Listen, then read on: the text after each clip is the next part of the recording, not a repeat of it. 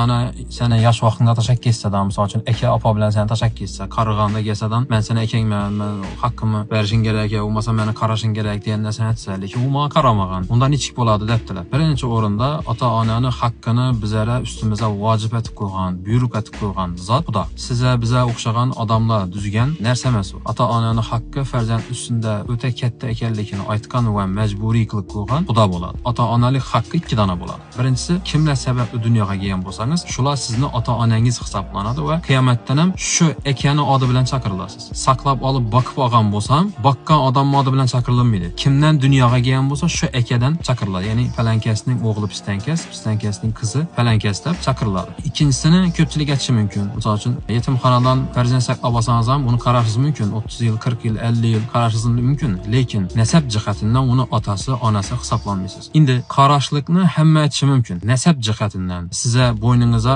ota-onalikni haqqini beradigan zot faqat Xudo. Buni siz tanlov qilmaysiz. Yaxshi yomon odamdan dunyoga kelishni siz tanlov qilmaysiz. Lekin sizning bo'yningizga Xudo akang yaxshi bo'ladimi, yomon bo'ladimi, opang yaxshi bo'ladimi, yomon bo'ladimi, sen tashak ketami, sana xizmat qiladimi, boqami, yaxshi muomala etdimi, qiziqi yo'q. Ota-onalik haqqini joyina qo'ydingmi degan savolni beradi. Xudo beradi, bandalar emas. Shu savol javobdan o'tishingiz uchun siz birinchi o'rinda ota-onani kim bo'lishidan qat'iy nazar, sizga nomunosabat bo'lishidan qat'iy nazar, siz unga farzandlik burchlaringizni. Yosh vaqtimizda bizani opam bilan tashak ketgan. 20 yildan keyin, 30 yildan keyin keldi qarig'anda.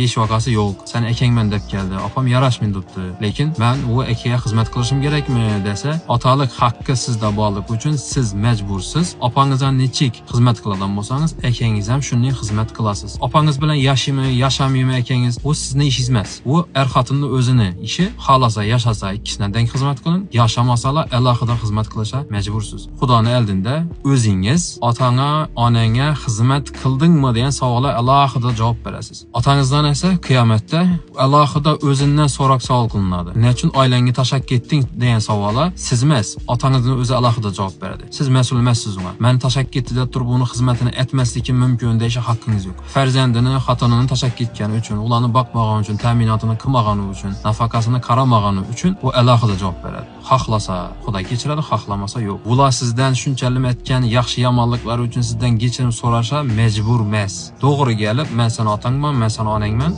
menga qarashing kerak deyish haqqi bor. Dunyoda ko'rgan qiyinchiliklarimiz evazini ota-onani ayblash, yana shunga o'xshagan narsalar o'tib ketmasligimiz kerak.